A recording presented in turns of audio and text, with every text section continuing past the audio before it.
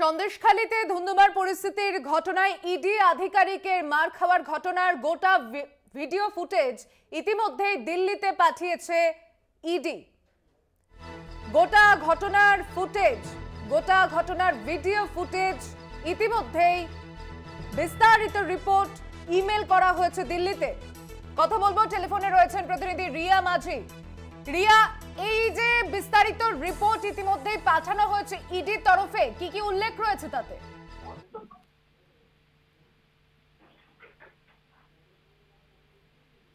রিয়া, শোনা যাচ্ছে? শোনা যাচ্ছে সুচন্দ্রিমা। সন্দেশখালীর ঘটনার বিস্তারিত রিপোর্ট পাঠানো হয়েছে ইডির তরফে, কি উল্লেখ রয়েছে তাতে?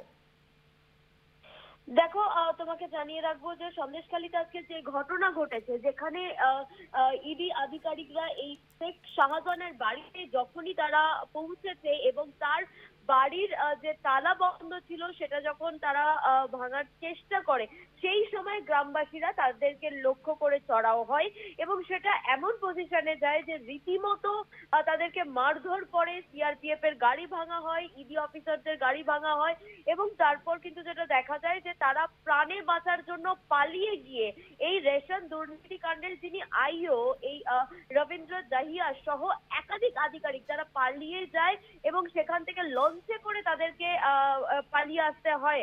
এবং সেই জায়গা থেকে দাঁড়িয়ে এই যে পুরো ঘটনাটা ঘটেছে, সেখানে কোনো আধিকারিকের মাথা ফেটেছে এবং তারা এখনো গুরুতর আহত অবস্থায় হসপিটালাইজড রয়েছে।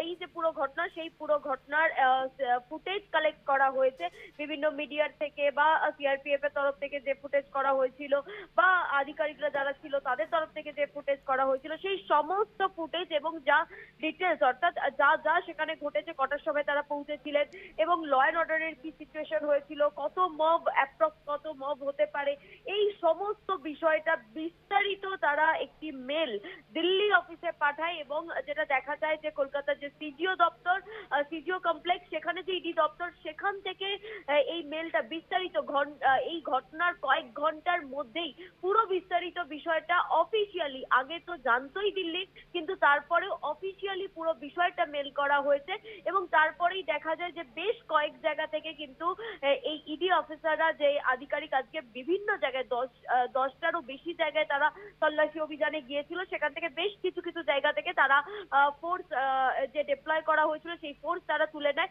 এবং পুরোটাই সন্দেশখালীতে নিয়ে যাওয়া হয়। এবং দিল্লি থেকে কি এর উত্তর আসে এই অফিসিয়াল মেলের, অর্থাৎ এই পুরো ঘটনাটা জানিয়ে তারা এই কোর্টের দ্বারস্থ হবে নাকি ফের আরো একবার এই সন্দেশখালীতে এক্সট্রা অ্যাডিশনাল ফোর্স নিয়ে তারা সেখানে গিয়ে পৌঁছাবেন, এই যে তাদের যে তদন্ত, সেই তদন্ত চালিয়ে নিয়ে যাওয়ার জন্য। সেই ধন্যবাদ রিয়া মাঝি, আমাদের প্রতিনিধি, কথা বললাম তার সঙ্গে।